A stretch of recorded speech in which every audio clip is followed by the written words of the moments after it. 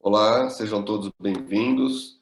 Este é o Encontro de Sociedades Científicas, que é um curso patrocinado pela SBPC-ML e a Association of Molecular Pathology.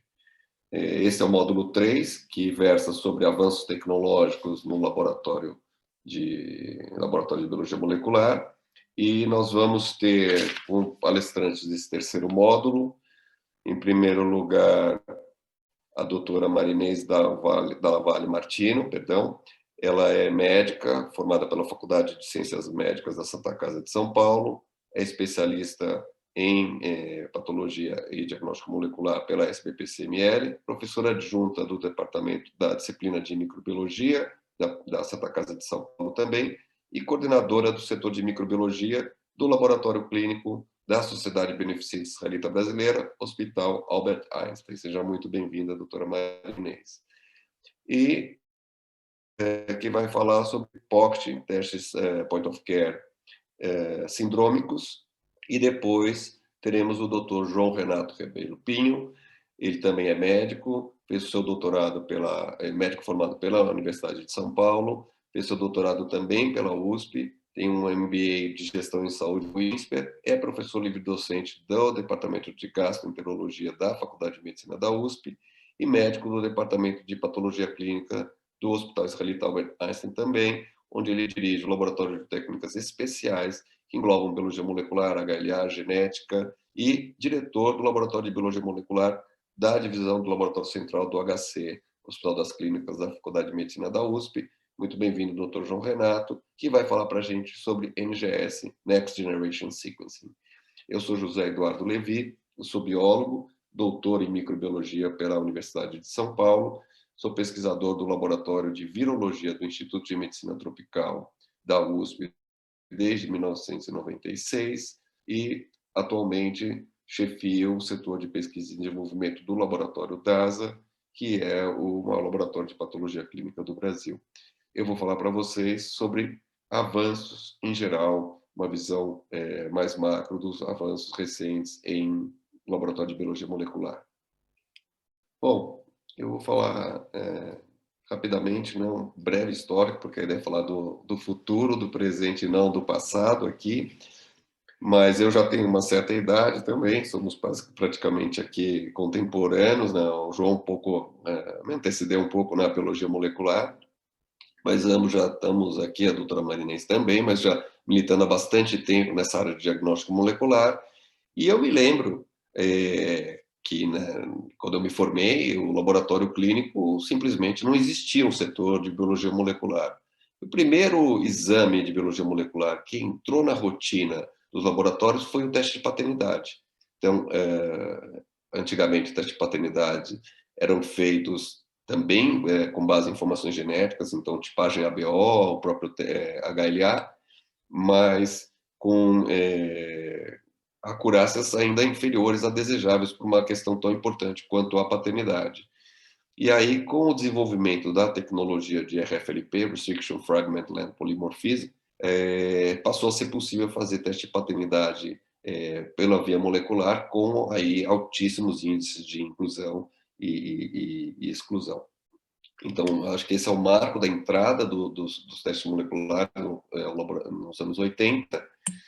E, posteriormente, no início dos anos, final dos anos 80, início dos anos 90, a gente tem a invenção da técnica de PCR, reação de polimerização em cadeia, por esse sujeito que vocês estão vendo aqui do lado esquerdo, o Kary Mullis, que realmente teve o seu momento eureka, né, e inventou essa tecnologia que foi bastante aprimorada, que tornou possível que ela fosse utilizada, então, de rotina, através de uma série de melhorias que foram feitas, então, pela empresa onde ele trabalhava. Entre elas, eu destaco a inclusão no método de PCR da ATAC polimerase, uma DNA polimerase derivada da bactéria termorresistente de termos aquáticos, e que, então, essa foi uma das melhorias que foram fundamentais em tirar essa técnica da bancada da pesquisa para virar o carro-chefe do diagnóstico molecular. E isso aconteceu no final dos anos 80, início dos anos 90. A metodologia, então, foi comprada pela empresa Roche e, então, transformou realmente essa tecnologia em rotina de diagnóstico molecular. E o primeiro teste, que teve uma importância gigantesca até hoje, né, no mundo, mas naquele momento ainda mais importante, foi o teste de carga viral de HIV, que foi lançado em 1993. Esse foi o primeiro teste molecular baseado em PCR em grande escala. E ele foi importante porque ele acabou tornando possível uma comprovação na virologia do papel da carga viral. Então, havia uma relação entre carga viral e prognóstico muito clara, e ele permitiu um monitoramento do tratamento da doença através do teste de carga viral. Então, foi o primeiro teste que foi utilizado dessa forma, quer dizer, a dosagem da quantidade de vírus no plasma do paciente contava para o médico qual era o estado clínico daquele paciente. E aí a carga viral foi prontamente adotada como parâmetro não só de monitoramento dos pacientes, mas no uso em todos os estudos de tratamento de HIV, que foram muitos naquela época, né, e até hoje seguem sendo, e é o parâmetro número 1 que é utilizado então no monitoramento desse paciente, a verificação de resistência, etc. E hoje a gente tem milhões de testes desses sendo feitos no mundo inteiro, inclusive o Brasil, um dos países que mais pratica, dentro da rede pública, inclusive, fazemos quase 1 milhão de testes de HIV de carga viral em todos os estados da União por ano. Bem, e aí o PCR, claro, que transbordou o seu uso apenas em medicina, na verdade é a técnica que revolucionou as ciências biológicas, né? O Kary Mullis merecidamente ganhou o Prêmio Nobel de Química em 1993 por causa dessa descoberta, né?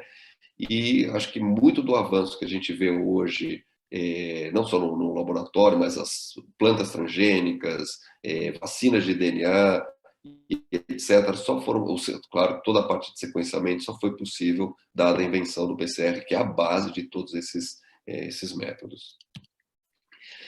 Mas eu estou aqui, então, para falar do futuro, né, ou do que a gente está vivendo hoje aqui. O futuro, na verdade, foi bastante acelerado em termos do diagnóstico molecular pela pandemia de Covid, né? Então, enormes investimentos foram feitos num período de tempo muito curto, e isso a gente vai ver lá na frente um pouco a consequência disso, o impulso que isso está dando para a área. Então, eu coloquei aqui como tendências, né, que a gente está vivendo em termos dos avanços, né, três grandes linhas, né, a tendência de automação, a tendência de miniaturização e o NGS. A doutora Marinês vai falar do POCT, o doutor João Relato vai falar do NGS, então eu vou ficar, me ater mais ao primeiro aspecto, com algumas pinceladas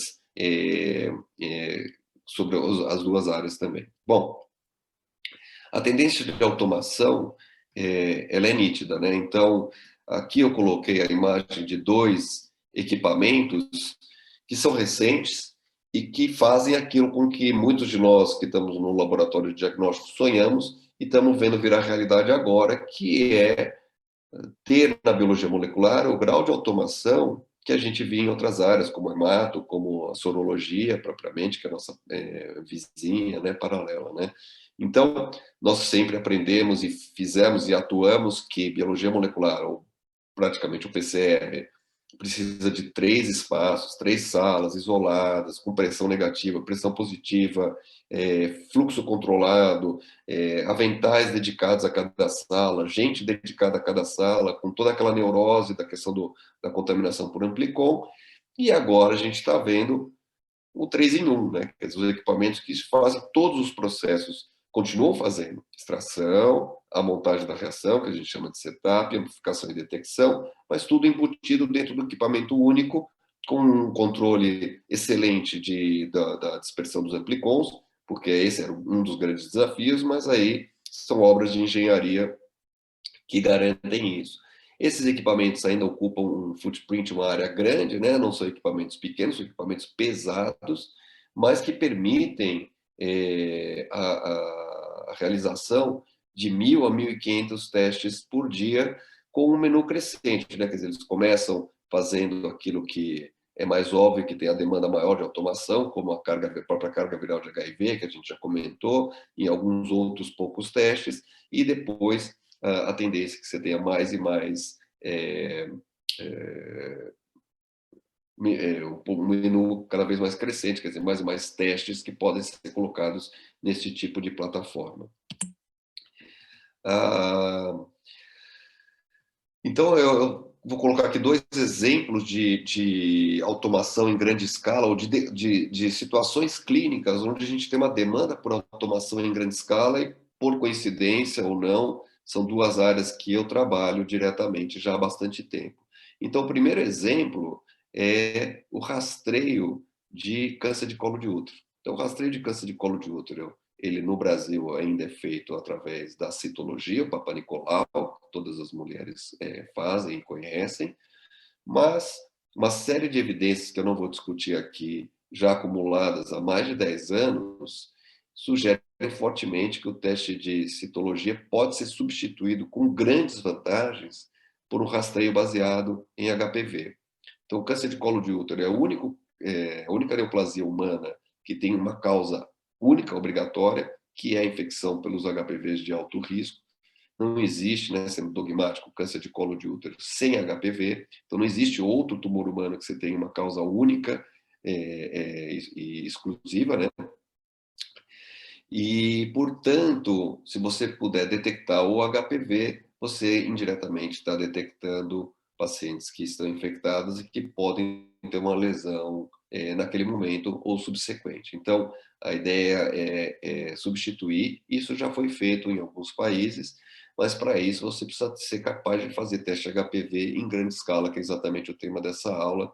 E aí esses equipamentos de high throughput se aplicam, porque afinal as pacientes são todas as mulheres do mundo que estão em idade de rastreio, que é bastante grande. Então, isso, a possibilidade de fazer gera demanda, e a demanda permite que seja feito. E a gente se encontra, em alguns países já fizeram esse shift, né? Então, eu cito aqui países já que Austrália, Holanda, Reino Unido, pelo menos esses três países já não se faz mais Papa Nicolau, toda a população é rastreada através de teste de HPV. Os Estados Unidos isso já tem aprovação do FDA, em alguns lugares fazem, outros não.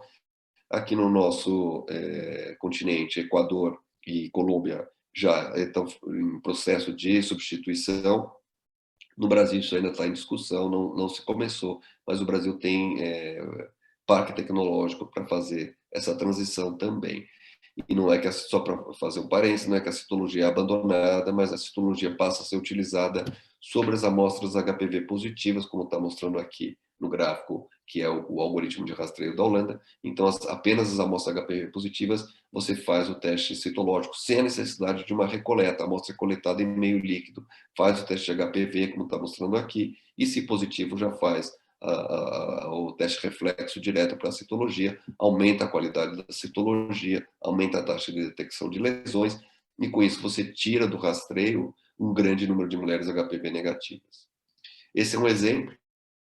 E o outro exemplo de uso massivo de teste molecular é o NAT, Nucleic Acid Test, que é utilizado em banco de sangue.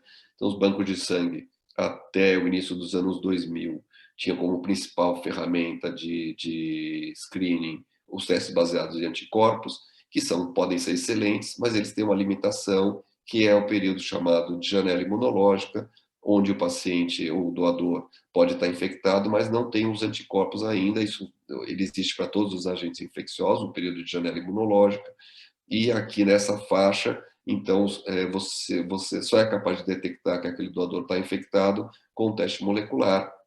É uma situação rara, mas no banco de sangue a gente busca risco zero, quer dizer, a menor chance possível de transmitir qualquer agente infeccioso para o receptor de transfusão, e isso justificou a introdução desses testes também em grande escala, massificados no mundo inteiro, né? No Brasil, todo o estoque de sangue no Brasil é obrigatório já há alguns anos. Esses testes eles são feitos para hepatite B, para hepatite C e para HIV, nós testamos aí pelo menos 4 milhões de doações por ano para esse teste molecular, portanto, já é no Brasil a aplicação molecular mais praticada, mais utilizada, o rastreio de sangue via tecnologia molecular, e novamente só foi possível através do uso de plataformas 100% automatizadas, como requer o rastreio de sangue com rastreabilidade, etc. Né?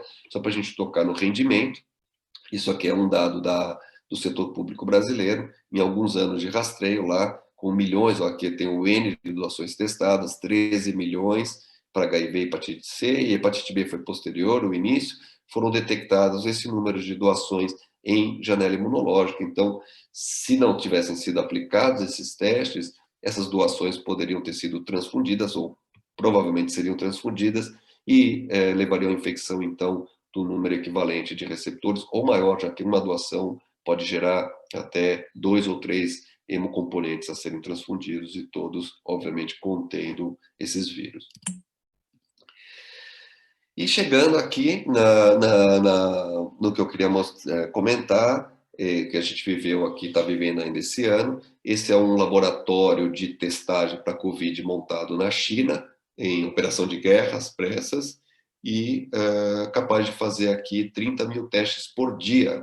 Né? Então, o Covid forçou a um enorme aumento no throughput de testes moleculares súbitos, não é segredo para ninguém o que isso causou em termos de escassez de reagentes, de equipamentos e etc. E aqui está mostrando, então, um laboratório da China. Aqui é um laboratório no Alphaville, em São Paulo, que foi montado uma colaboração da DASA com o Ministério da Saúde, onde nós estamos processando 8 mil amostras, 8 mil PCRs de Covid ao dia também. Né? Então, são coisas, estruturas parecidas. E falando um pouco da miniaturização, então, se a gente tem também num lado plataformas grandes, testes, grande número de amostras centralizados, 30 mil lá no laboratório na China, 8 mil aqui no outro laboratório em São Paulo, assim por diante, a gente também teve uma evolução para a ponta, ou seja, fazer testes lá ao lado do paciente, que é o conceito do point of care. E aí, então, nos ambientes hospitalares, nos próprios laboratórios de hospital, ou ao lado do paciente, não existe essa possibilidade de tecnologias grandes e que você manipule a amostra.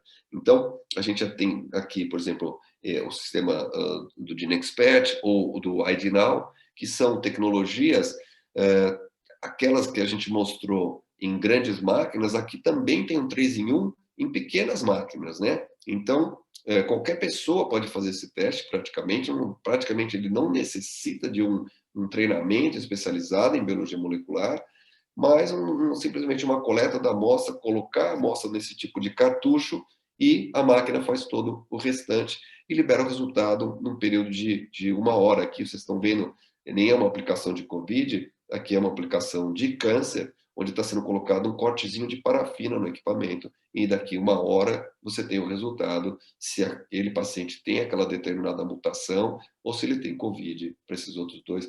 Esse equipamento, inclusive, solta resultados em até 15 minutos. É o teste molecular mais rápido que eu conheço. É frequente, em 3, 4 minutos, você já ter um resultado positivo. Tá? Então, isso é muito inovador, só aconteceu por causa da epidemia de Covid.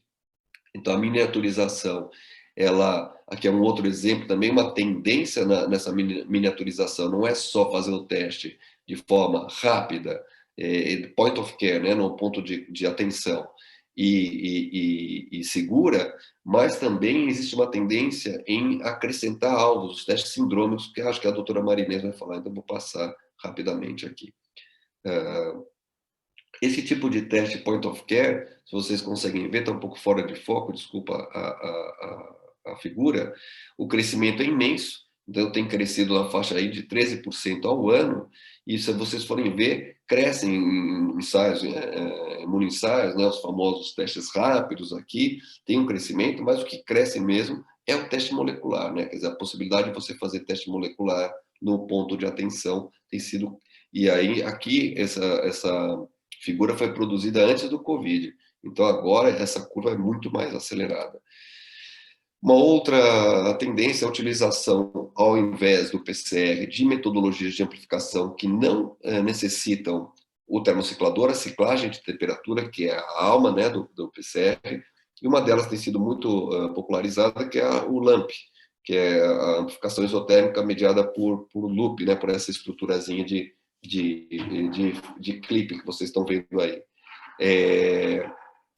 Ele também utiliza primers, né? O conceito é muito parecido com o conceito do PCR, no sentido da utilização dos primers, mas a técnica de amplificação acontece toda a 37 graus, são enzimas que não necessitam de calor, e não é necessária a denaturação da dupla fita também, ela é feita o deslocamento da fita é feito de uma outra forma, com uma outra componente enzimático também. Então, qual é o barato do LAMP? O barato do LAMP é que ele é isotérmico. Em relação à acessibilidade e especificidade, ele pode ser comparável ao PCR, talvez um pouco inferior.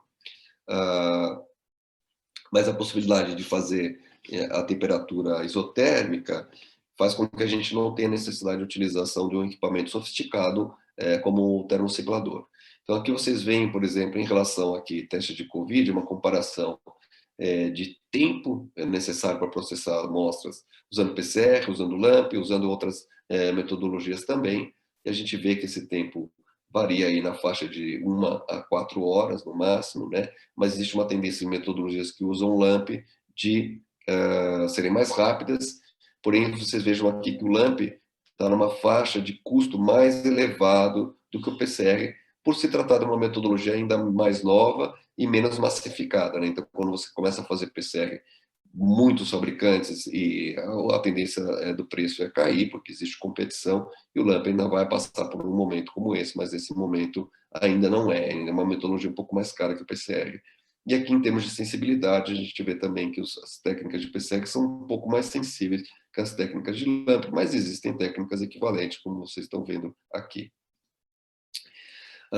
E por último, né, o LAMP dá essa perspectiva, essa possibilidade daquilo que, infelizmente, ainda não chegou para a Covid, mas talvez chegue já para a segunda onda, para o próximo ano, que é o teste feito em casa, né? Então, aí o suspeito não tem contato com nenhuma outra pessoa, com nenhum outro profissional de saúde, ele recebe o seu pacotinho em casa, aqui um pouch, né? O teste está aqui, ele é colocado aqui, ele coloca uma amostra, aqui no caso é o swab de nasofaringe, aqui ele tem que fazer o próprio swab do seu próprio nariz e colocar aqui nesse cartuchinho, e o resultado já vai por Wi-Fi para o celular, e do celular vai para o paciente, para o médico que fez a solicitação do exame. Tá? Então é um sistema muito limpo e que pode permitir um diagnóstico feito sem contato, claro que a gente reforça sempre a necessidade da consulta médica, mesmo que ela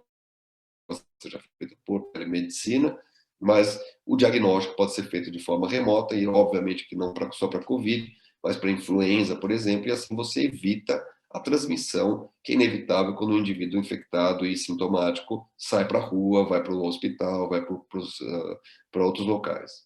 Então, esse é uma evolução também do Pocket que está sendo, obviamente, favorecida pelos investimentos em Covid. Um outro aspecto que evoluiu muito agora por causa da Covid também é a possibilidade de fazer PCR sem extrair, extraction free, quer dizer, sem fazer extração do ácido nucleico da amostra. Essa é uma novidade e que foi precipitada pela necessidade, quer dizer, quando o Covid veio, a gente imediatamente ficou sem kits de extração, sistemas de extração ficaram em falta, né, os kits de extração, os reagentes de extração, então o pessoal começou a tentar evoluir no sentido de fazer esses testes pulando a etapa de extração, direto da amostra.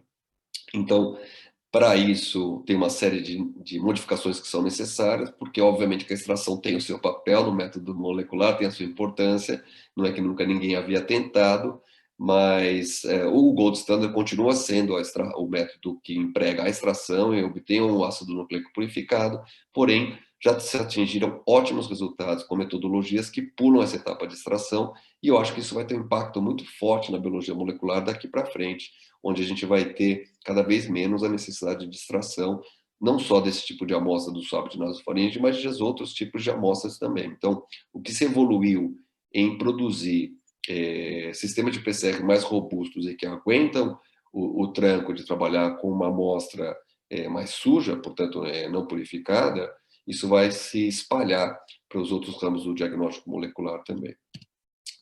Aqui vocês veem nesse trabalho, por exemplo, quando comparado com e aqui é um swab de nasofaringe que a gente está falando também, sendo testado diretamente sem extrair, comparado com uma metodologia padrão, por exemplo, o teste COBAS da Roche, né, que é um dos gold standards com extração, é uma daquelas máquinas que eu mostrei para vocês, e vejam que aqui, até amostras que têm valores de CT até 30 e poucos, a sensibilidade do PCR direto, sem extração, é na casa de quase 100%. Tá? Então, depois, amostras com baixas cargas virais, com CTs mais altos, de fato, a sensibilidade cai para níveis de 50%.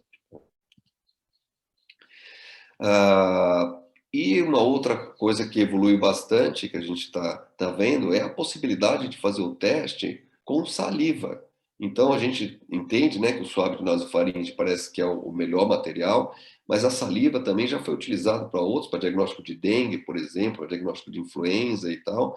E aqui, esse trabalho mostra que a positividade encontrada em saliva é maior do que aquela, pelo menos nos primeiros dias de sintomas, a saliva seria um fluido biológico tão bom ou melhor do que o swab nasofaringe, com as facilidades da coleta em saliva inegável em relação ao swab de nasofaringe. E isso está culminando no processo que nós estamos trabalhando agora, que é juntar a saliva com a extraction free, fazer sem extração. Saliva, coletou e jogou direto no PCR também. Esse é um trabalho ainda novo, né? E que mostra que algumas pacientes com o swab de nasofaringe, todos eles positivos na saliva também. Aqui tem uma ou duas amostras que eram negativas foram negativas na saliva e positivas no swab de nasofaringe, com CTs mais elevados, como a gente esperava que acontecesse também. Bom, mudando um pouco de assunto do Covid, uma outra atualização que eu queria fazer, que a gente tem verificado, é a possibilidade de utilização do cell-free DNA. Para quem não ouviu esse conceito de cell-free DNA é um DNA livre de células, que está fora das células e pode ser encontrado em diferentes fluidos biológicos, principalmente no plasma. Então, até pouco tempo, o conceito que a gente tinha que no sangue o DNA está nas células nucleadas, e para isso, quando a gente queria DNA do sangue, a gente precisava trabalhar ou com sangue total ou com o buffy coat, aqui onde estão os leucócitos, mas ninguém se preocupava ou pensava em utilizar o plasma. E a demonstração de que existe sim DNA aqui no plasma, cell-free, fora das células, pequena quantidade, mas passível de ser analisada por métodos moleculares, abriu uma grande possibilidade de testes diagnósticos baseados, então, nesse cell-free DNA. Eu coloquei aqui 4 áreas que a gente está trabalhando na utilização do cell-free DNA. Então, no NIPT, no diagnóstico pré-natal não invasivo, ou seja, tirando o sangue da grávida e fazendo diagnósticos distintos através do plasma da grávida, a gente consegue obter o cell-free DNA do neném, que a gente chama de cell-free fetal DNA, perdão. Na rejeição de órgãos sólidos, vou falar um pouquinho. No câncer, onde talvez seja maior, junto com o fetal, as maiores aplicações, e na detecção de patógenos. Então, em relação à detecção de patógenos, o que tem sido demonstrado é que em qualquer infecção, em qualquer lugar do corpo, deixa uma assinatura de DNA ou RNA derivado desse patógeno no plasma também. Como o sangue circula, células que morrem, o próprio genoma dos micro-organismos em degradação, deixam uma quantidade desse material que a gente chama de cell-free microbial DNA. Então, se eu fizer um sequenciamento cego do plasma e submeter aquele sequenciamento para a nuvem pode me contar que naquele plasma foi encontrado sequências correspondentes a Staphylo aureus e assim por diante. Isso está provocando uma nova maneira de se fazer diagnóstico em doenças infecciosas, onde não há necessidade mais de uma hipótese a priori. Então, eu não faço um teste para CMV, um teste para toxoplasma, mas eu faço um teste e a amostra me conta o que está presente lá. Do ponto de vista do câncer, o que a gente sabe é que no cell-free DNA todas as alterações presentes no tumor sólido vão estar representadas no cell-free DNA, mutações pontuais, copy number variation, rearranjos, recombinações gênicas. Então, eu posso analisar o cell-free DNA como uma biópsia líquida, quer dizer, uma maneira de eu ter informações do tumor sem necessidade, muitas vezes, de fazer a biópsia propriamente. Isso tem sido utilizado principalmente no monitoramento dos pacientes, então, paciente que já tem câncer, por algum motivo existem mudanças do quadro clínico e eu quero entender se a genética do tumor mudou ou não mudou, eu posso fazer isso via uma simples amostra de sangue e não necessitar a biópsia, que muitas vezes o paciente não pode fazer. E o segundo campo é na detecção de mutações de resistência que auxiliam nas decisões em relação às terapias-alvo, né? Terapias guiadas, basicamente encontrar ou não encontrar a mutação de resistência no plasma, já posso fazer o tratamento baseado nessa informação, sem a necessidade, novamente, de fazer o diagnóstico na amostra da biópsia. No cell-free fetal DNA, o que a gente sabe é que no plasma da grávida, todos os cromossomos do feto estão igualmente representados, então eu posso fazer um cariótipo 100% molecular através de uma simples amostra de sangue. Isso tem sido utilizado principalmente na investigação de anomalias cromossômicas, as mais comuns, né, as trissomias, e outros tipos de anomalias cromossômicas, através de uma simples amostra de sangue também. Então, a gente chama isso de cell-free fetal DNA, cfF-DNA. Aqui, em relação ao transplante de órgãos sólidos, a gente sabe também que em episódios de rejeição existe um aumento do DNA, do cell-free DNA proveniente do doador, porque vem do órgão que foi doado, né? Então, um aumento na quantidade. Claro que o indivíduo transplantado ele vai ter um nível basal de cell-free DNA derivado do doador, cell-free donor DNA, como a gente chama, mas se ele aumentar subitamente, a gente sabe que está tendo um quadro de rejeição e os clínicos podem intervir, evitando a perda do órgão transplantado. E essa subida do cell-free DNA, ela é muito mais precoce em relação a outros tipos de marcadores de rejeição, como aumento dos níveis de creatinina, no caso do transplante renal. Então, é muito mais vantajoso, mais precoce, mais custo-efetivo trabalhar com uma simples amostra de sangue coletada do transplantado e monitorando ele para esse cell-free donor DNA. Vou convidar aqui a doutora Marinês da Lauvalle Martino, que vai fazer a sua apresentação sobre o uso dos testes POCT síndromicos. Muito obrigado, doutora Marinês. Então, dando continuidade a esse curso aplicado de biologia molecular, onde nós estamos nesse módulo, né, falando dos avanços tecnológicos do diagnóstico molecular, eu vou dar continuidade falando então dos testes POCT, dos testes sindrômicos utilizados na microbiologia. Então, os objetivos dessa apresentação são mostrar as plataformas disponíveis, a disponibilidade de testes, o desempenho desses testes e a aplicabilidade clínica. Então, eu vou iniciar falando em relação aos POCTs de biologia molecular, né, sobre a plataforma do GeneXpert. Essa plataforma do GeneXpert, ela possui diferentes equipamentos, né, de acordo com a capacidade de amostras que ela é possível processar ali ao mesmo tempo. Então, equipamentos ali para processamento de uma amostra, 2 amostras, 4 amostras, aqui já 16 amostras, existe até o Minion, né, um equipamento aqui mais portátil ainda, e pode chegar até o que a gente chama lá do GeneXpert Infinity, né, que tem a capacidade de até 80 amostras, né, considerando que as amostras de praticamente todos os testes que eu vou mostrar giram em torno de 1 hora, dependendo da plataforma um pouco mais, dependendo da plataforma um pouco menos, né? Então, isso é possível a gente viabilizar ali por dia, né? Se eu tiver uma plataforma Infinity de 80 testes, até mais de 2.000 testes por dia.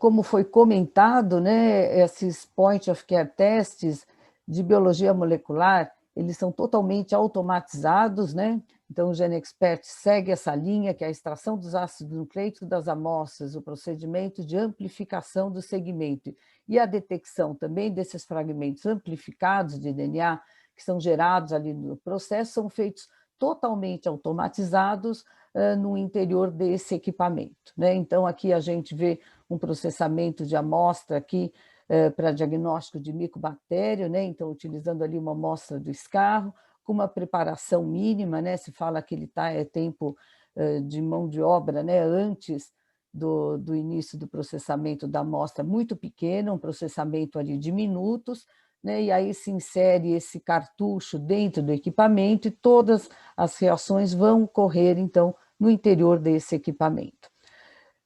A plataforma do GeneXpert, ela consiste de vários cartuchos, né? Então, os diferentes cartuchos são designados para diagnóstico de diferentes patógenos. Eventualmente, nós podemos ter ainda associado a identificação do patógeno, algum mecanismo de resistência. Existem também cartuchos, por exemplo, cartuchos de carbapenemase só para detecção de mecanismos de resistências. Existe, eventualmente, né, algumas associações, por exemplo, de influenza e VRS, isso pode acontecer também.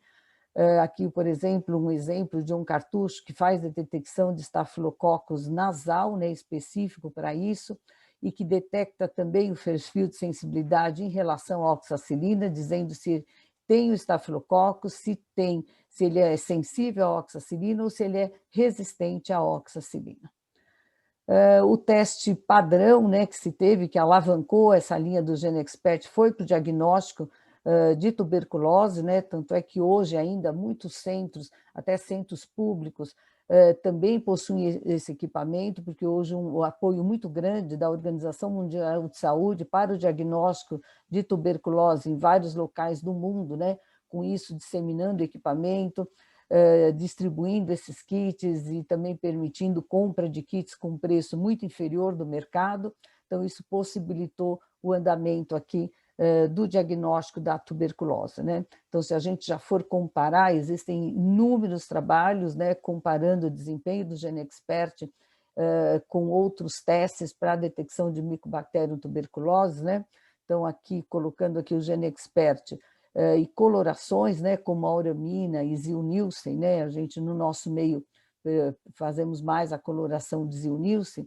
Então, quando a gente observa aqui, né, resultados de amostras pulmonares e extrapulmonares, né, comparando aqui os diferentes métodos, nós vemos aqui o GeneXpert sempre possui ali uma positividade maior em relação a outros métodos, né? Inclusive aqui no método automatizado aqui de cultura, né? Então, isso é colocado nesse trabalho.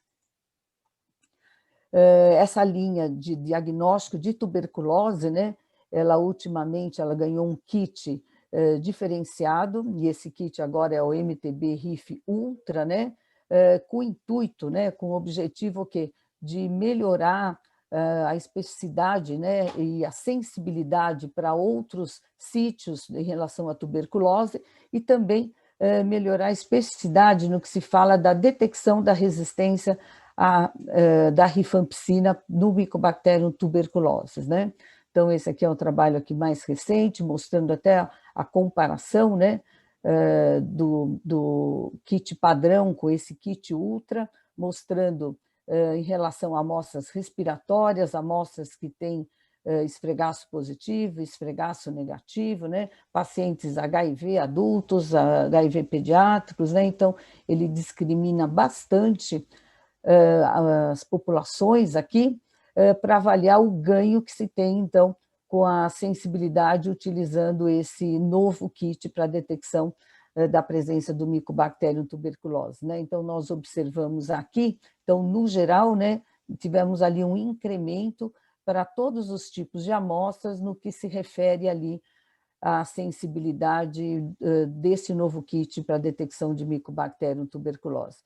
Em relação à especificidade, né, a gente vê que isso ou não aconteceu, né, isso depende das referências, dos diferentes trabalhos que ele coloca aqui, mas esse ganho aqui não foi aqui observado.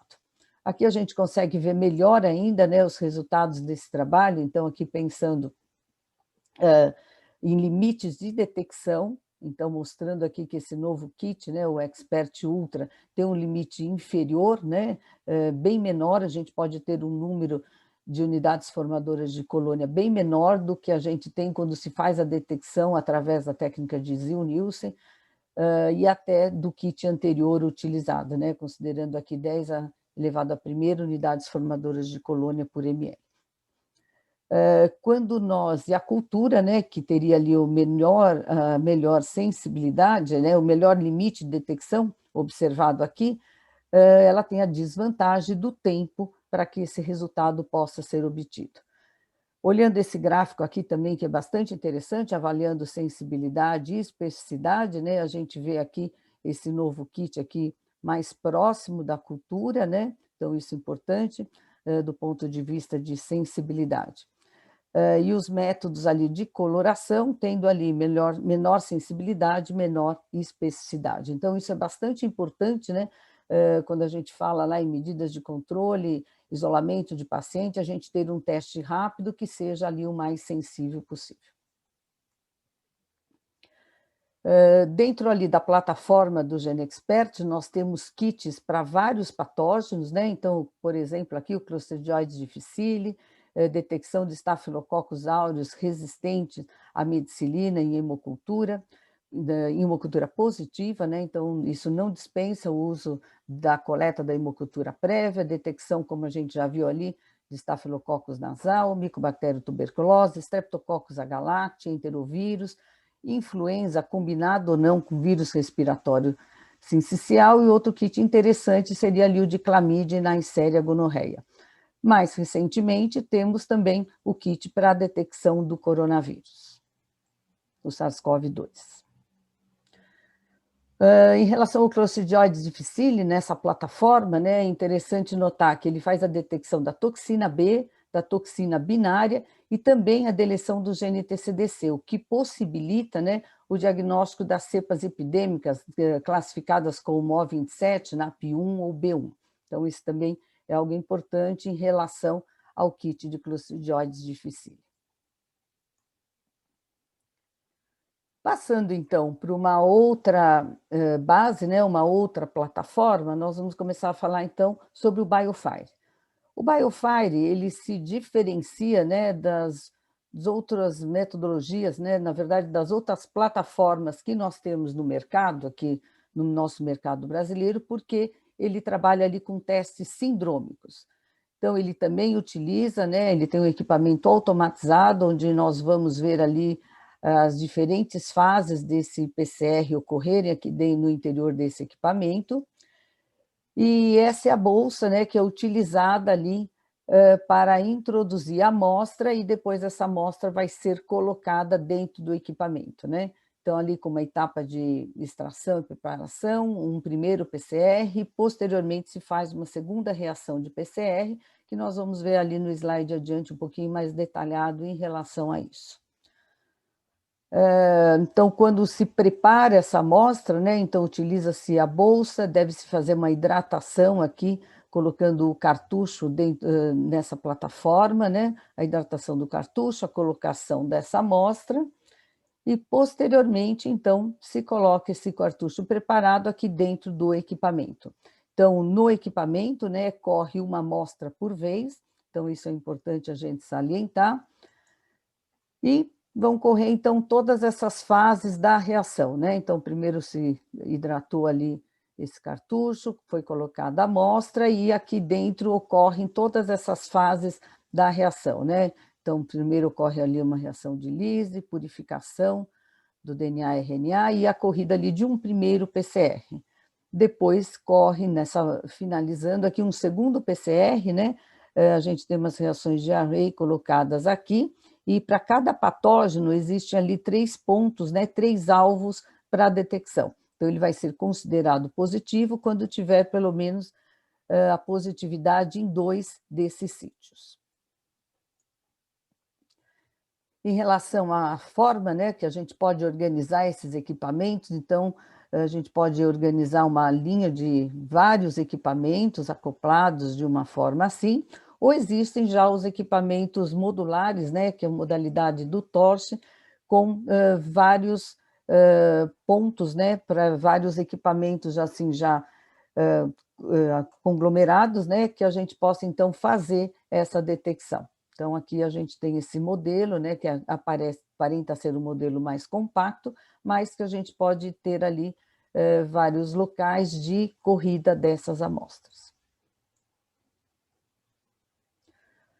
Então, o BioFire ele tem diferentes painéis, né, diferentes painéis sindrômicos, aqui a gente observa quais são os disponíveis no nosso meio. Então, ele tem um painel respiratório, que nós vamos ver já já a composição desse painel. Esse painel agora já tem um plus, né, com a colocação ali do SARS-CoV-2, um painel para detecção de patógenos de hemocultura, né, e aqui importante, a hemocultura ela tem que ser hemocultura positiva, nós ainda não temos no nosso meio uma forma de fazer a detecção direta, né, de patógenos da corrente sanguínea, nesses métodos fechados. Existe ali o painel gastrointestinal, painel de meningoencefalites e, mais recentemente, lançado no mercado, o painel para diagnóstico de micro-organismos do trato respiratório inferior. Então, é o painel de pneumonias. Então, essa é a composição aqui do painel respiratório, né? Nesse painel respiratório existem basicamente vírus, né? Coronavírus, esse no clássico, que não é o SARS-CoV-2, né? Mas agora já tem um segundo painel respiratório com a inclusão desse novo coronavírus. Então, tem adenovírus, metapneumo, não diferencia, né? Rinovírus e enterovírus, os diferentes padrões aqui de influenza, né? Parainfluenza e vírus respiratório sincicial. Em relação às bactérias, tem Bordetella pertussis, Chlamydophila pneumoniae e Mycoplasma pneumoniae. Então, observem aqui algo que vai ser diferente, né, quando nós falarmos lá do painel de pneumonias. Então, mesmo essas bactérias de mais difícil isolamento, né, a cultura mais difícil, a gente também tem um avanço utilizando ali o painel de pneumonias. Bom, aqui nós temos, então, a composição do painel do trato gastrointestinal. Então, aqui já há uma variedade em relação à composição, né? Com várias bactérias, as coles diarreiogênicas, né? E que eventualmente não se diferencia da Shigella. Então, aqui a gente chama a atenção, é possível detectar a coli produtora de toxina de Shiga, vários protozoários, né? Cryptosporídeos, Ciclospora, Entameba, Giardia, e também vários vírus, né? Então, adenovírus, astrovírus, nora, rota e saprovírus. Então, um dos mais importantes que a gente eventualmente tem, né, para diagnóstico de forma isolada, estão incluídos aqui tanto norovírus quanto rotavírus. É importante aqui que tem o Clostridioides difficile também, né? Então, esse é um alerta que a gente tem quando está trabalhando com amostras de crianças, né? Que como o Clostridioides difficile abaixo de 2 anos é muito frequente ter o isolamento desse tipo de bactéria, né? É importante que a gente coloque uma nota ressaltando nessa faixa etária o aspecto da colonização que pode estar relacionado quando a gente tem a identificação do Clostridioides difficile.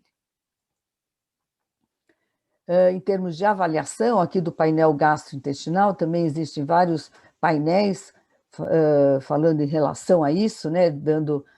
Mostrando a sensibilidade, especificidade, né? Então, se vocês olharem aqui, Campylobacter, por exemplo, né, com uma sensibilidade de 97%, especificidade de 98%, então, a maior parte dos patógenos mostrando ali uma sensibilidade muito próxima de 100%, né? E também as especificidades com níveis bastante elevados para os diferentes patógenos, né? Então, isso é um fato positivo em relação à utilização desse tipo de painéis. Esse aqui é o painel para diagnóstico, né, de infecções relacionadas à corrente sanguínea, né? Então, aqui é um exemplo disso, onde nós temos ali várias bactérias, elas separadas aqui por gram-positivos, gram-negativos, e ainda é capaz de detectar 5 espécies de cândida, né?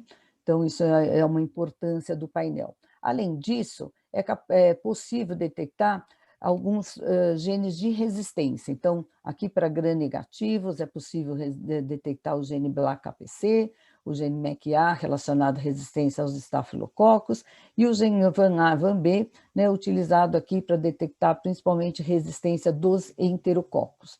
É interessante do painel, por exemplo, né, se a gente identifica uma enterobactéria e essa enterobactéria não está no grupo, pelo menos o painel vai assinalar que a enterobactéria está detectada.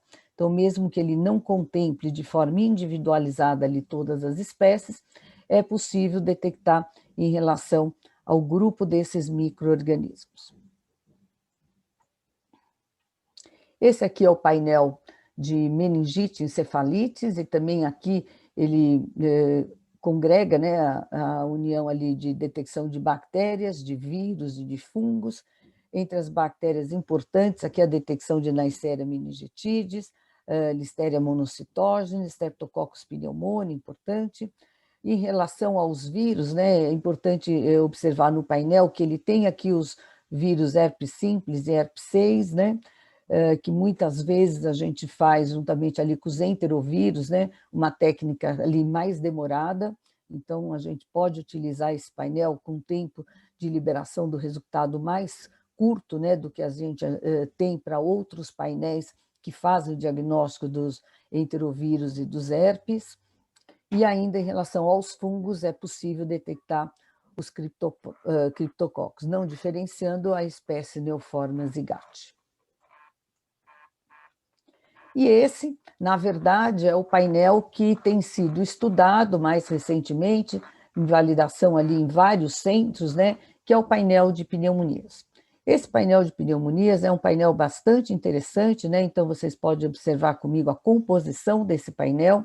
Primeiro, para alguns micro-organismos, ele dá um diagnóstico semi-quantitativo, e são micro-organismos normalmente, né, associados a infecções relacionadas à assistência à saúde, do tipo Acinetobacter, Enterobacter, Escherichia coli, diversas espécies de Klebsiella, Pseudomonas, por exemplo, identifica também Staphylo aureus, Agalacti, Pneumoniae Piógenes, então importante aqui, e aqui então ele vai dar um resultado semi-quantitativo. Esse resultado semi-quantitativo, né, ele tem que ser validado porque, na verdade, nós tomamos ali as nossas técnicas hoje, né, elas liberam resultados em unidades formadoras de colônia, né? E aqui ele faz uma liberação em relação à quantificação de DNA. Então, esses números, né, eles têm que ser comparados ao que a gente tem de unidades formadoras de colônia. Em relação às bactérias atípicas, né, conforme eu tinha comentado com vocês, comparando ali aquele painel respiratório, existe também a possibilidade de fazer o diagnóstico de Legionella pneumoniae. Então, isso ajuda bastante, né, quando a gente pensa em diagnóstico de bactérias atípicas relacionadas ao trato respiratório. Ele tem ainda detecção de vários genes de resistência, né, SBL, Cefotaxeta XM. Em relação às carbapenemases, ele diferencia KPC, NDM, OXA48, VIN e INP, né? Então, mais 5 pontos aqui para detecção de mecanismos de resistência, e também os genes associados à resistência à meticilina. Associa também alguns vírus mais importantes no trato respiratório, né? Como os tipos de influenza, A e B, adenovírus, coronavírus não SARS-CoV-2, né? Para influenza, vírus respiratório sincicial, e ainda é possível ali rinovírus e enterovírus e diagnóstico do vírus associado à síndrome respiratória do Oriente. Então, nós temos ali 27 patógenos, né, com 7 genes de resistência ali mais importantes. Observando, então, o desempenho desse painel, então é um painel que tem sido bastante promissor, né, para o diagnóstico desses diferentes patógenos que nós observamos. Então, tem várias comparações que podem ser feitas, né, e são demonstradas aqui nesse trabalho. Primeiro, né, nos painéis respiratórios, como nós vimos, além de bactérias, né, a gente detecta também os vírus, né, então isso tem alguma diferença e já um avanço, né, no que se refere a resultados, né. Quando a gente compara aqui resultados de painel, do painel respiratório, né, o painel de pneumonias, na verdade, com as técnicas clássicas, né, aqui avaliando aqui 259 amostras, o que nós observamos? 62% negativo nos dois métodos, né? 23% houve uma concordância em relação a métodos clássicos e o do painel de pneumonias, porém 15% dessas amostras, né, só houve a positividade no painel de pneumonias. O contrário é muito raro, né? Então, menos de 1% das amostras houve só detecção no painel, na técnica clássica, né, deixando o painel de pneumonia como negativo.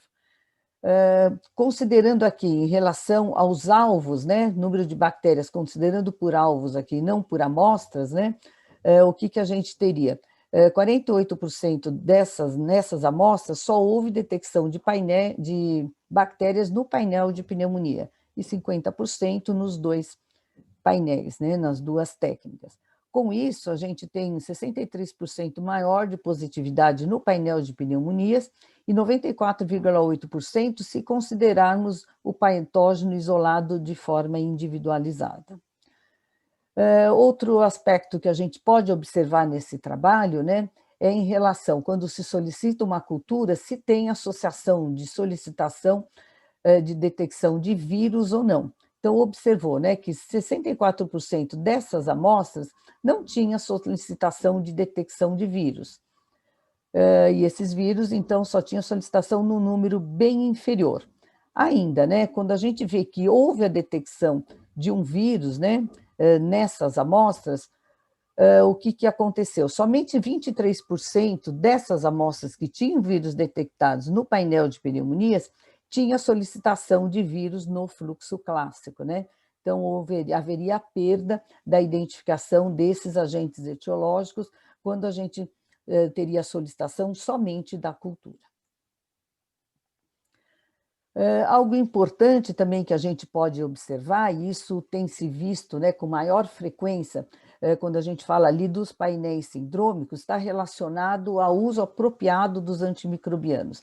Então, nem sempre tem se mostrado ali a introdução dos antimicrobianos de um tempo precoce, mas o que é mais comum observar, e isso observado aqui nesse trabalho, diz respeito ao descalonamento, à descontinuação do uso dos antimicrobianos.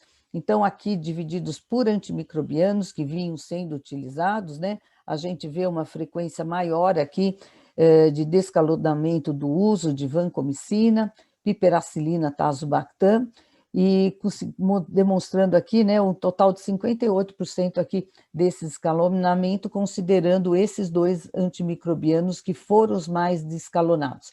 Então, provavelmente, a explicação para isso, né, é que no momento que o clínico observa que não teve a identificação de um cóccoro gram positivo, ele vai descalonar a vanco. Quando não tem a identificação de um bacilo gram negativo, ele vai descalonar pipetaço, né? Então, isso pode ser bem observado aqui nesse trabalho. Ainda, né, em relação às culturas negativas, né, o que se observa mais frequentemente, né, é que grande parte desses pacientes, conforme colocado aqui, 49% dessas amostras, eles tinham uso prévio de antimicrobianos, o que faz, então, com que a gente perca a chance de estar identificando o patógeno da infecção.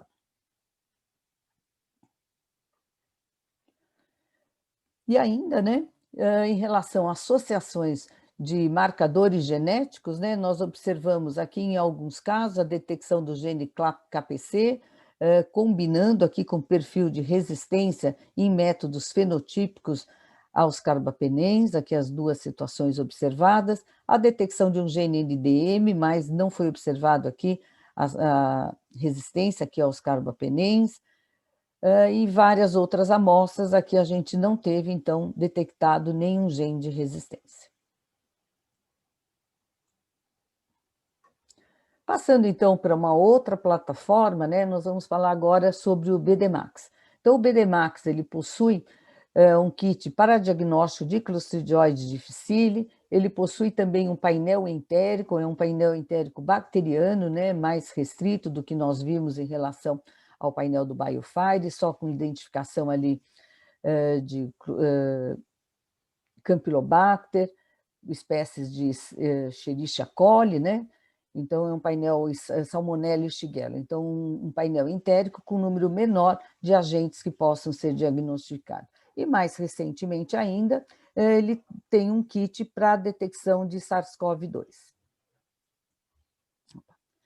Se a gente for observar aqui em relação ao desempenho do BDMAX no painel entérico, né, comparando ali com outros métodos, Então, a gente tem duas tabelas, né? Então, essa primeira tabela mostrando aqui relação de sensibilidade, especificidade, né? A gente vê esses valores também bem altos para os diferentes patógenos, né? Então, esses são os patógenos ali do painel, Campylobacter, Salmonella, Shigella e coli produtora de toxina de Shiga, né? Então, aqui mostrando essas sensibilidades bem altas, com especificidades bem altas ainda, algumas discrepâncias que tinham observadas num primeiro momento, né? Depois elas foram corrigidas, e assim também a gente observa, da mesma forma, para os diferentes patógenos, um bom desempenho desse método molecular, relacionando aqui o painel entérico. Bom, passando ainda para outros equipamentos, né, de testes rápidos, ali point of care, então nós temos aqui o ID-Now. Então o ID-Now, ele é um teste molecular, mas não é um teste à base ali de PCR, né? Ele é amplificação isotérmica de ácido nucleico, essa é a metodologia que nós temos para ele. Anteriormente ele era denominado ali do Aleriai, né? Então esse é o kit. Ele é um kit, é um equipamento bastante fácil de manusear, então até por cores, né? Para que não haja nenhuma confusão do operador, né? Onde colocar as diferentes partes ali nessa amostra, né? Vocês veem aqui, já está tudo aqui indicado por cor. Ele tem kits para detecção de influenza, influenza associada a VRS, também para Strepto A, e mais recentemente o ID-Now possui lá um kit para detecção de coronavírus também. Uma vantagem, né, que está sempre associada ali ao ID-Now é o tempo de liberação dessa amostra, né? Então, tempo inferior ali 1 hora seria ali um requisito importante, né, uma característica positiva desse equipamento com os seus diferentes kits, principalmente quando essa amostra é positiva. E ainda, né, um outro kit aqui, com outro equipamento, um equipamento bem miniaturizado que nós temos para diagnóstico molecular, é esse equipamento aqui da Roche, o Light, que ele tem um kit para detecção de influenza A e B associado a vírus respiratório sincicial, diagnóstico de Strepto A e diagnóstico de Clostridium difficile. Também é um kit bem fácil de manusear, um equipamento bem miniaturizado, como nós podemos ver aqui, e que a gente vai avaliar os desempenhos ali adiante. Quando nós comparamos, então, né, performance do ID-Now, do Light, do Expert, do ensaio BD, né, aqui, para diagnóstico de influenza, né, o que nós observamos? Então, aqui considerando os métodos moleculares, aqui do BD, aqui não molecular, né? Então, nós observamos aqui as sensibilidades para os 3 métodos, né? Sensibilidades aqui elevadas, com sensibilidade inferior, quando a gente fala do Veritor, né? Que seria o equipamento da BD, mas não é um equipamento molecular. Então, sensibilidades todas aqui acima de 90%, né, para os diferentes métodos. Sensibilidade melhor aqui nesse trabalho aqui em relação à influenza para o GeneXpert. As especificidades também de todos os métodos, aqui incluindo também o método molecular, o Veritor, todas elas especificidades bem altas ali, né? Muito próximo de 100%, nessas faixas de avaliação dos limites de confiança. Então, mostrando aqui bom desempenho desses métodos no diagnóstico de influenza A e de influenza B. Para terminar aqui, só para avaliação, né, estamos nesse momento de SARS-CoV, mostrando para vocês um trabalho comparativo, né, de 5 métodos de detecção molecular. Então, considerando aqui, comparado com o método aqui do CDC, então, comparando o método da Roche, o GeneXpert, o kit da Diasorin, esse não do nosso meio, e a ID-Now, o que nós teríamos aqui, né? Em relação à sensibilidade, então, nós observamos, né, uma sensibilidade importante aqui no kit da Roche, do GeneXpert 97,6%, então são as duas sensibilidades mais importantes que nós observamos, e um pouco menor aqui quando a gente fala do ID-NOW, né? Então, apesar de ser um método mais rápido, não é um método de PCR, é um método molecular, ele tem uma sensibilidade inferior. Então, o ganho seria em relação ao tempo mesmo. Em relação às especificidades, né? Estão todos os métodos mostrando aqui especificidades bastante altas e bem aceitáveis. Esses métodos POCTs, né, esses equipamentos, eles não param de chegar dentro da nossa rotina, que esse é o mais um, esse é o equipamento aqui da Celler, né? Então, aproveitando aqui esse momento de detecção do SARS-CoV, mas vários outros métodos, né, que nós já temos no mercado americano, no mercado europeu, devem estar desembarcando aqui no nosso meio e devem, então, estar contribuindo para que a gente tenha esse resultado mais rápido, muitas vezes até utilizando os kits sindrômicos, né, que a gente possa utilizar uma plataforma com maior variedade de agentes, né? Então, dependendo da situação, que a gente possa estar escolhendo entre esses diferentes testes que nós temos agora sendo oferecidos no mercado. Então, eu queria terminar, né, em relação aos testes POCs, testes sindrômicos moleculares, ressaltando, né, a vantagem desses testes serem rápidos, então, comparando aos métodos tradicionais, né, mesmo que agora a gente incorpore MALDI-TOF, tudo isso, a gente sabe que esses métodos moleculares desse tipo, né, testes POCs sindrômicos, são mais rápidos ainda. Eles devem promover esse impacto clínico, né? O que a gente já está vendo bastante é o descalonamento de antimicrobianos, então esse já é um ponto bastante positivo, mas a gente deve trabalhar mais, né?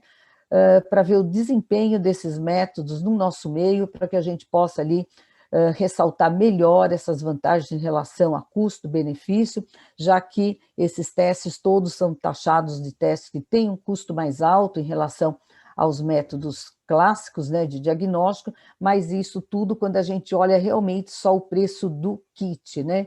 Então, o que é importante é que a gente trabalhe para que a gente tenha cada vez mais dados mostrando ali o atendimento global do paciente, vendo esses benefícios, para que a gente possa ter a indicação desses testes dentro da nossa rotina. Então, eu queria agradecer mais uma vez, né, a oportunidade de estar participando desse curso, espero que todos vocês aproveitem. Muito obrigada e até mais.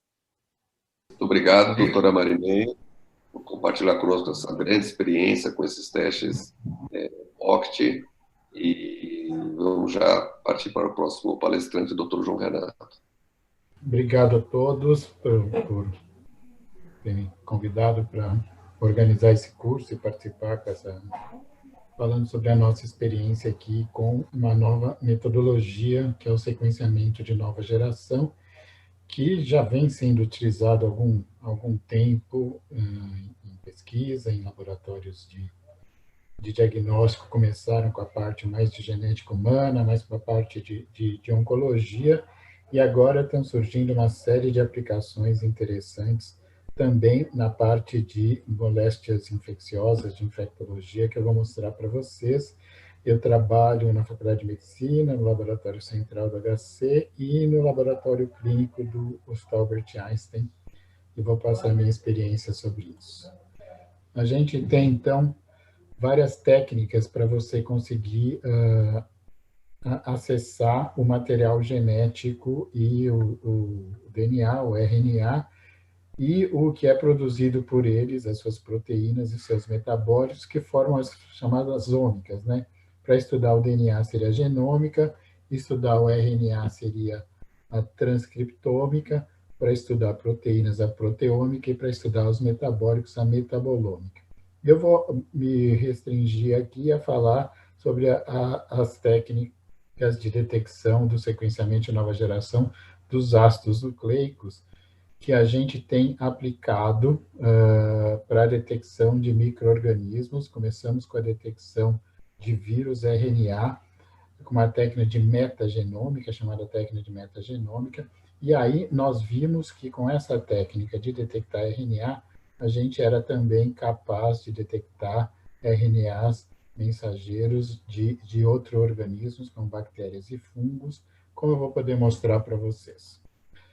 Então, a metagenômica surgiu, é um termo que surgiu no final do século passado, em 1998, em que as primeiras aplicações eram para procurar micro-organismos em materiais do tipo solo e outros materiais não orgânicos propriamente ditos, não em outros seres vivos. Tá? Então, o conceito da metagenômica é o estudo do genoma coletivo de micro-organismos de uma amostra ambiental para fornecer informações sobre a diversidade microbiana e a ecologia de um ambiente específico. Como aqui a gente está falando de aplicações em patologia clínica e em medicina, a nossa amostra ambiental é a amostra de um ser vivo. E o que a gente vai ver é informações sobre a diversidade microbiana em diferentes secreções, em diferentes, até biópsias, em diferentes órgãos, vamos dizer assim, dentro de um organismo específico. Eu tinha um trabalho anterior, que tinha sido feito em colaboração com a USP, em que a gente tinha estudado durante a última epidemia, epidemias a gente tem bastante, eu não sei se essa é uma epidemia, um surto, sei lá, de dengue, nos anos, no 2013 e 2014, tinham sido estudados, então, 182 casos, só que nem todos eram positivos para dengue. A gente teve 63 que eram positivos para o parvovírus B19. Esse parvovírus, depois a gente aplicou a técnica de PCR específica, mas ele só foi descoberto a partir do momento que a gente fez um sequenciamento de nova geração de várias amostras. Então, a gente fez um sequenciamento do RNA de amostras de soro que foram feitas em pool, e então, das 182 amostras, somente 34 eram diagnosticadas como dengue, as outras não tinham outro diagnóstico, foi procurado Zika vírus, chikungunya, maiaro, o vírus da febre amarela, como outros arbovírus, que a gente achou que era a primeira suspeita, mas não achamos nenhum. Fizemos pools de 24 amostras e fizemos, então, uma análise de metagenômica e encontramos, então, o parvovírus B19 em 10 desses 24 pools. A partir, então, desse ensaio, a gente viu que muitos dos casos, então, na verdade, era uma epidemia de dengue, ao mesmo tempo de uma epidemia de parvovírus na cidade de Guarujá. Muitos dos casos foram positivos para o DNA do parvovírus B19, 111, e muitos deles tinham, então, a gente tem, então, a distribuição, tinha os anticorpos, a gente tinha, então, a distribuição dos casos na cidade do Guarujá. Isso, então, mostrando, então, outro poder da técnica, que é a gente pode fazer filogenias, a gente pode traçar semelhanças de quais são as amostras, a gente conseguiu genotipar essas amostras do parvovírus B19 e conseguiu ver que era um cluster bem próximo entre si que a gente encontrou na cidade do Guarujá. Posteriormente, então, aqui são as conclusões desse trabalho, mostrando que o sequenciamento de nova geração era muito útil e a gente conseguiu descobrir um patógeno diferente. Aquilo mesmo que o Levi colocou anteriormente, nos abriu, então, a possibilidade de fazer um diagnóstico por metagenômica, que não é, então, um diagnóstico dirigido para um organismo específico, e sim um diagnóstico que vai detectar qualquer micro-organismo presente na amostra. Uma das aplicações mais conhecidas da metagenômica é o próprio microbioma. Em geral, se faz amplificação do gene 16S do RNA ribossômico e se consegue, então, detectar, não são todos os micro-organismos, todas as bactérias que são presentes numa amostra que tem o gene do RNA ribossomal 18S. A gente pode desenvolver técnicas específicas também para fungos, utilizando 18S ou ITS. Então, a gente consegue ter uma a amostragem de todas as bactérias que sejam presentes, ou os fungos, etc., na sua amostra, e fazendo o sequenciamento de nova geração, fazendo uma análise por bioinformática, depois é possível se determinar quais são os organismos presentes. É claro que depois disso precisa de uma interpretação por um profissional de saúde, um médico, que consiga dizer a relevância desses achados, e eu vou mostrar para vocês que a gente vai encontrar, então, organismos que às vezes não são relacionados com a doença, então é muito importante que você tenha também, no final de tudo, um profissional que saiba interpretar cuidadosamente os micro-organismos que forem encontrados. A técnica que nós desenvolvemos, além do microbioma, mas que eu vou falar mais nessa aula, é o viroma, que é o estudo de todos os vírus presentes em uma amostra. A gente fez um viroma RNA. Por que a gente começou com o RNA? Porque era uma técnica mais fácil de você se livrar, primeiro, do todo o DNA, que vai estar em uma amostra de soro, você vai ter DNA das células, uma amostra de líquor, ou mais ainda, uma amostra tecidual.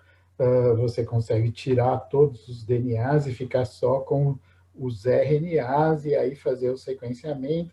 E a gente sabia que a gente poderia detectar vírus DNAs, por exemplo, vírus de hepatite B, porque ele circula na forma de um híbrido DNA-RNA, ou seja, a gente sabia que poderia eventualmente detectar alguns outros vírus DNA. O que nos surpreendeu quando a gente fez a técnica é que, além de estar detectando os vírus DNAs, a gente conseguia detectar RNAs mensageiros de alguns micro-organismos que estavam circulando, e fazendo, então, o sequenciamento de nova geração, a gente conseguia resultados bem interessantes, que eu vou mostrar para vocês. Aqui mostrando, então, a nossa técnica de metagenômica de RNA, que é, então, a gente faz o estudo de todos os RNAs presentes em uma amostra.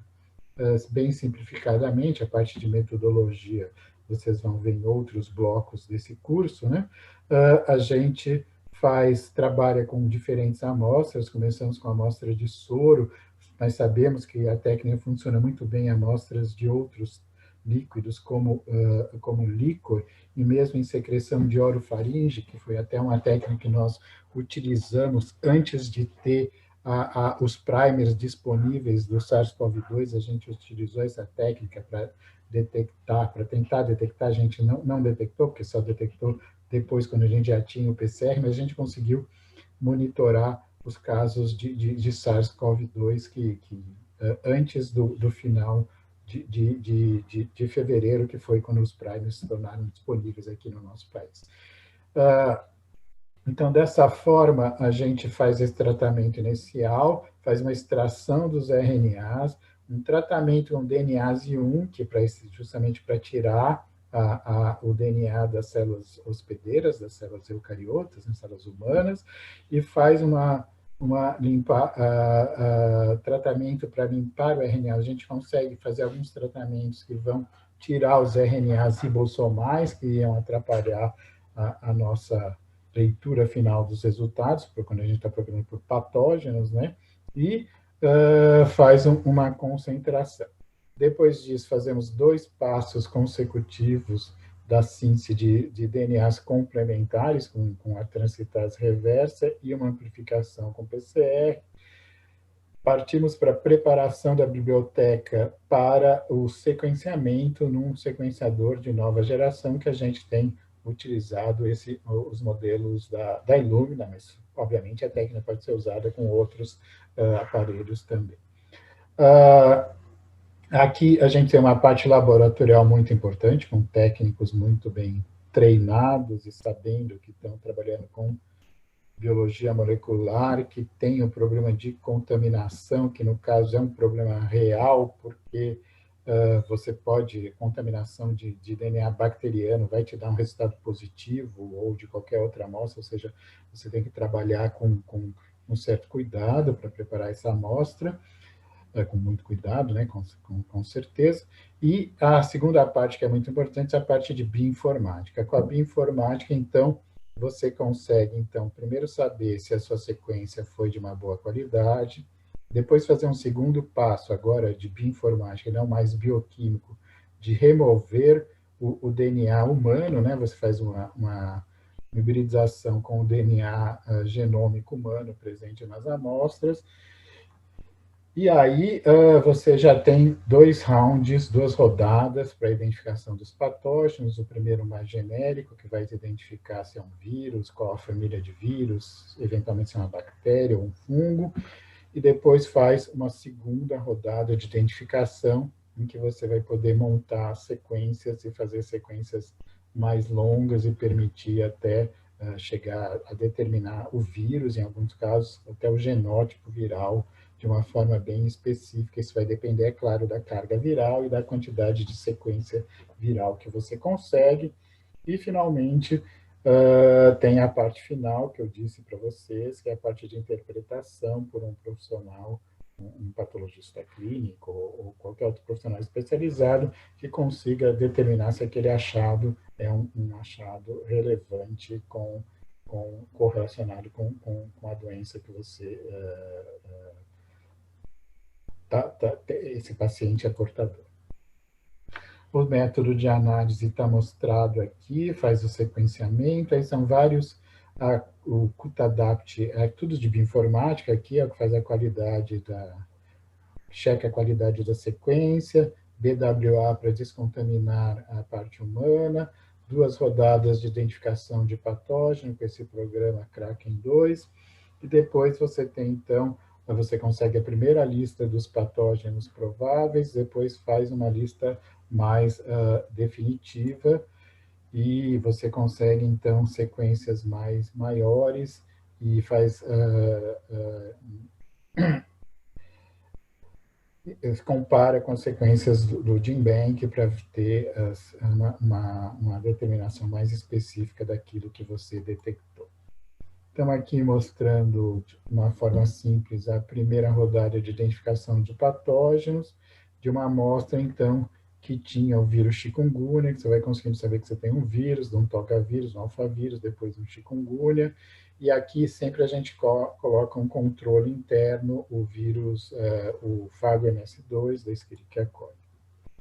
Aqui a segunda rodada de identificação dos patógenos, quando a gente monta as sequências finais, e aí conseguiu determinar que nessa amostra a gente tinha o vírus chikungunya, com uma cobertura de 100%, mais de 3.200 vezes coberta, e estava ligado com os sintomas que aquele paciente apresentava.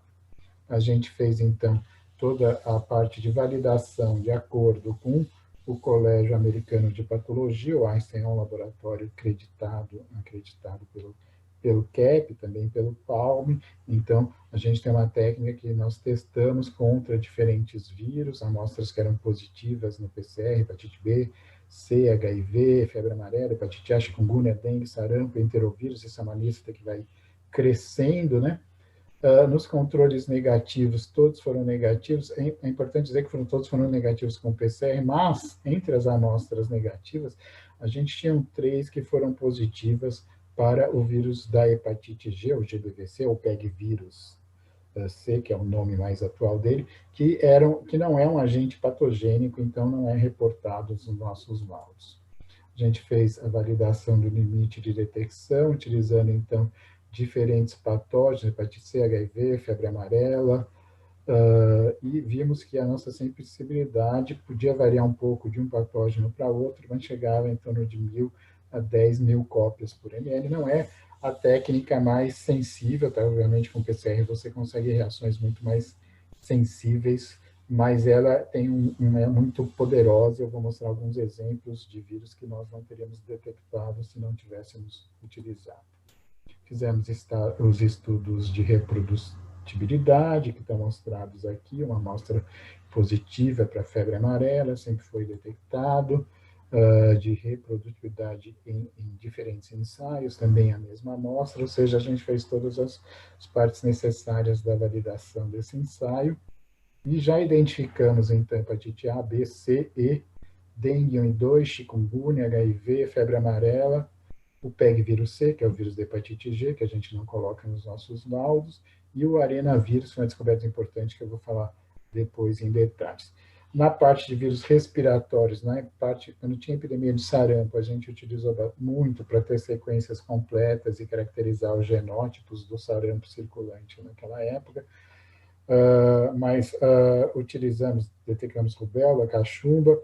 Esses outros vírus são vírus respiratórios que a gente detectou naquela fase que a gente estava utilizando essa metodologia para antes de ter os primers disponíveis para poder detectar o SARS-CoV-2, né? A gente conseguiu detectar todos os influenza A, H1N1, para influenza, e a gente conseguia tipar com uma forma que a gente não tipa habitualmente. O rinovírus, a gente sabia que tinha um B84, B4, o enterovírus D68, metapneuma, RSV, detectamos os outros coronas, e finalmente aí depois a gente utilizou a técnica para sequenciar o SARS-CoV-2. Em líquor, também detectamos enterovírus, citomegalo, HIV, e detectamos também o torquetenovírus, que é um outro vírus que não é patogênico, que a gente encontra frequentemente em amostras tanto de sangue quanto de líquor, e até em algumas amostras respiratórias. E o que a gente viu é que a gente tinha alguns achados acidentais que a gente começou a achar que eles eram interessantes. A gente detectou Acinetobacter no sangue, Staphyloaureus, Escherichia coli, Candida, Pseudomonas, Aspergillus em secreção oral nasal. Esses, então, são a secreção oral nasal, um material mais complicado que a gente tem que conversar com os médicos quando encontra algum desses patógenos para ver se eles poderiam estar correlacionados com o quadro clínico. Líquor, a gente encontrou Leptospira, Cryptococcus, um caso muito interessante de brucelose, que eu vou falar também depois, e até nos aventuramos fazer algumas biópsias e detectamos Cladoferoflora bantiana. Aliás, ficou faltando uma descoberta mais recente aqui, que foi dessa semana, que foi o vírus JC, que também foi detectado em uma biópsia cerebral. Esse método, então, a gente utilizou para fazer a genotipagem dos vírus das hepatites, em um estudo que a gente está fazendo no Einstein, um estudo PROAD, estudo das características epidemiológicas e clínicas das hepatites virais agudas em serviço de saúde brasileiras, que são pacientes com hepatopatias agudas de 14 estados, das 5 regiões do Brasil, que começou em 2018, a gente pretende que vá até 2023, e que tem, então, 2.280 pacientes de 14 estados brasileiros, de todas as regiões, para conhecer as características clínicas, epidemiológicas e moleculares das hepatites virais agudas em serviços de saúde brasileiros. Sabendo, então, as taxas de incidência das hepatites virais causadas pelos vírus das hepatites A e E, identificar causas de hepatite causadas por outros agentes não primariamente hepatotrópicos e analisar, então, os perfis epidemiológicos sociodemográficos na transmissão desses agentes.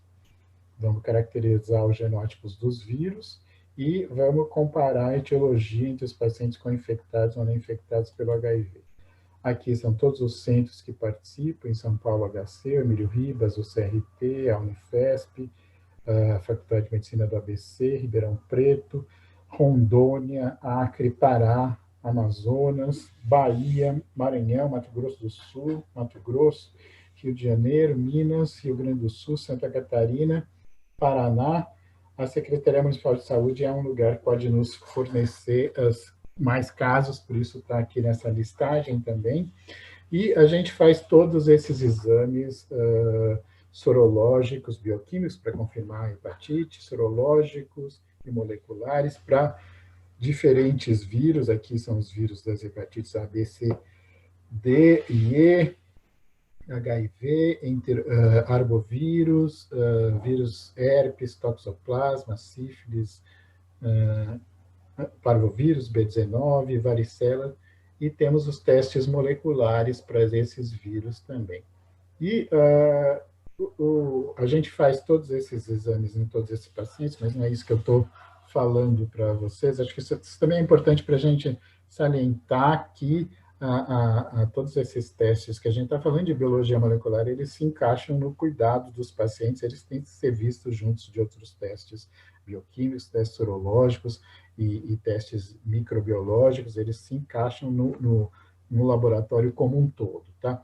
Então, o que eu vou colocar desse estudo para vocês é só o que a gente já fez, o que a gente fez com o viroma. Então, a gente tem muitos casos que a gente detectou, fez 113 viromas, 25 foram positivos, hepatite A, B e C, foi encontrada, como era de se esperar, né, HIV, mas encontramos dengue, febre amarela. Os dois dos primeiros casos de arenavírus, depois de 20 anos no Brasil, foram encontrados por conta desse trabalho. E o SARS-CoV-2, que agora... Bom, SARS-CoV-2 aparece em todas as aulas, aqui é um agente que a gente vai detectar até quando a gente não está procurando ele inicialmente. Tá?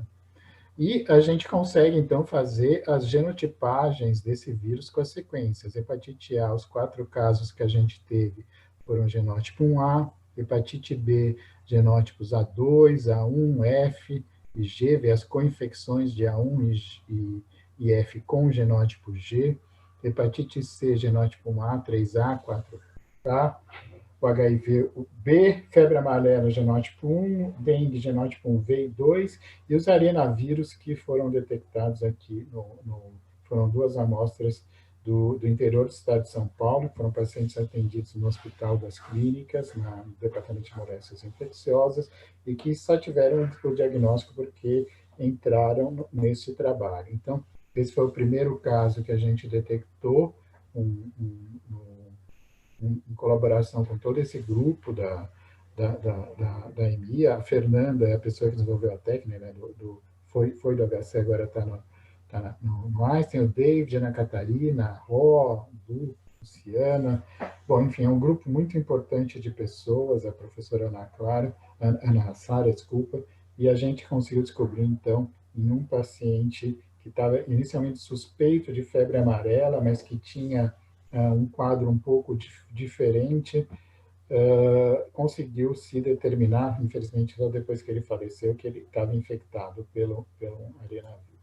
Aqui a gente tem a sequência completa desse arenavírus que a gente conseguiu, e tem um arenavírus, então tem 2 segmentos no seu genoma, um segmento longo e um segmento curto, o LS, que a gente conseguiu a sequência completa desse primeiro isolado. O segundo isolado a gente não conseguiu a sequência completa, então nem coloquei aqui. E o que é interessante é que a gente conseguiu, então, como a gente consegue a sequência, a gente consegue fazer estudos epidemiológicos do que a gente encontrou. E essa linhagem, que foi encontrada em um paciente que passou por Sorocaba, mas passou também por Eldorado, a gente chamou de Eldorado, porque era de onde tinham vindo os outros casos de sabiá há 20 anos atrás, esse SP-111-4202 dos anos 90, era de Eldorado, e era um vírus que tinha muitas semelhanças entre eles. Então, isso aqui está mostrando o poder da técnica, não só de detectar, como dar dados epidemiológicos sobre esses casos, como eu mostrei no começo para parvovírus, mas a gente pode pensar até não em macroambientes como isso, mas em ambientes menores, se você quiser acompanhar uma infecção dentro de um hospital, você pode ter a sequência dos diferentes micro-organismos e conseguir saber a relação entre eles e monitorar epidemias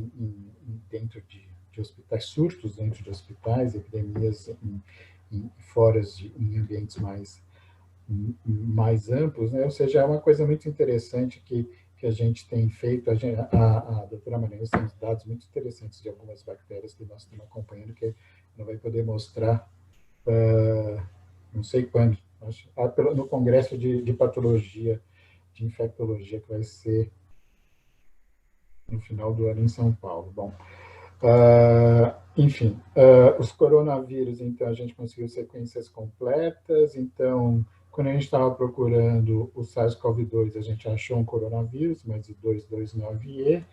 Depois, quando a gente já tinha casos positivos, a gente conseguiu a sequência completa de alguns deles. Esse era um que tinha uma sequência muito próxima, então, ao coronavírus do morcego, que foi o que originou o SARS-CoV-2. O vírus JC é uma descoberta recente, então, que a gente teve um paciente HIV positiva com suspeita de leucoencefalopatia multifocal progressiva e que a gente teve, então, o poliomavírus JC positivo em biópsia cerebral e no líquor. Esse resultado foi confirmado com um PCR, que foi mandado para fora, uma alta carga viral. E é por isso, então, que a gente conseguiu detectar o vírus JC, que é um vírus DNA, utilizando uma técnica para detectar vírus RNA. Tá? E aqui era um paciente que tinha HIV também. Um outro caso interessante é um paciente com sorologia positiva para brucelose, que a gente fez pela metagenômica de RNA, identificamos os patógenos a partir de 974 sequências. A linhagem mais próxima foi essa Brucella melitensis, próxima a uma cepa isolada da Índia, aqui mostrando o resultado com a Brucella encontrada. 22% das sequências que a gente encontrou eram de Brucella melitensis. Um outro achado muito interessante, que esse também foi junto da doutora Marinês, da microbiologia, foi o achado da Cladiophyrophora bantiana. Esse é um fungo negro que estava numa biópsia cerebral. E a gente fez uma primeira rodada de análise e notamos que tinha muitas sequências que estavam alinhando com Aspergillus oryz. Esse é mostrar para vocês como é importante as duas fases da análise. A gente viu que esse caso tinha provavelmente um fungo, e numa segunda análise a gente fez com o banco de dados voltado para fungos, a gente pôde saber que era a Cladiophyrophora bantiana, e a gente conseguiu, então, confirmar bem rapidamente esse diagnóstico, confirmar e dar a tipagem desse fungo negro, que ele já tinha sido identificado numa biópsia cerebral pelos anatomopatologistas, já tinha sido identificado pela microbiologia, mas a gente conseguiu confirmar isso de uma forma muito rápida, antes até dos que os ensaios convencionais para detectar esse fungo fossem realizados. Então, a gente está mostrando, então, os usos da sequência por metagenômica. Acho que, como já foi colocado anteriormente, a gente está com uma nova possibilidade de diagnóstico. Em vez da gente fazer um teste convencional, que a gente procura só um patógeno específico, a gente faz o sequenciamento por metagenômica, e a gente vai pegar tudo que está lá, e a partir de uma análise de bioinformática, a gente vai conseguir determinar exatamente, em muitos casos, o patógeno que a gente está responsável pelo caso, que às vezes pode ser uma surpresa muito grande, como foram muitos desses casos que eu mostrei para vocês, desde o arenavírus até esse último da Cladiophyrophora bantiana. Bom, eu queria, então, agradecer a oportunidade de estar falando para vocês e me coloco, então, ao dispor para qualquer outra pergunta que vocês possam ter. Obrigado. Bem, muito obrigado, doutor João Renato, essa excelente apresentação, tão interessante, dados novos aí em relação ao uso da metagenômica. E nós vamos encerrar aqui, então, o módulo 3. Creio que foi um módulo muito atualizado, realmente, das aplicações de ponta da biologia molecular, como o laboratório de biologia molecular está, que direções que ele está tomando, né? E eu vou rapidamente pedir para a doutora Marinês e o doutor João Renato fazerem suas considerações finais. Doutora Marinês, quer falar alguma coisa? Mais uma vez eu queria agradecer a atenção de todos, né? Eu acho que nas 3 palestras, né, com focos diferentes, nós conseguimos ali, esperamos, né, ter conseguido ressaltar para quem está nos assistindo, né, essas várias aplicações, a evolução da biologia molecular, e ver como isso está evoluindo cada vez mais, né? Na verdade, com inúmeras aplicações, e, na verdade, é uma técnica que a gente vê utilizada em muitos setores. Acho que essa ressalta só a importância da biologia molecular. Muito obrigada. Bom, então, só como minhas últimas palavras, primeiro agradecer o convite da SBPC, a participação dessa mesa com 2 outros palestrantes muito bons. Acho que a palestra inicial foi muito boa para dar uma visão geral de tudo que a gente tem passado com a biologia molecular, como que as coisas evoluíram, né, especialmente nesse último ano, que a biologia molecular passou a se tornar uma parte muito importante do laboratório com a detecção do COVID, né? E, ao mesmo tempo, a gente pôde mostrar todas as outras evoluções que a gente fez em paralelo a essa pandemia, em colaboração com os outros setores do laboratório, com a microbiologia, e eu achei que foi muito interessante. Espero que vocês tenham podido aproveitar essa palestra. A gente se coloca para perguntas que vocês tenham para nos fazer. Obrigado a todos, obrigado Marinês e José Blableu. Eu acho que ainda agradecendo, né, a possibilidade de participar com vocês desse curso, né, dessas palestras, e agradecendo a SBPC, eu queria também enaltecer, né, a importância que a SBPC deu aqui à biologia molecular, então, na elaboração desse curso. Bom, muito obrigado, então, pelas considerações finais, e a gente vai ficar por aqui. Obrigado a vocês que assistiram e continuem com os próximos módulos. Até logo. Obrigado.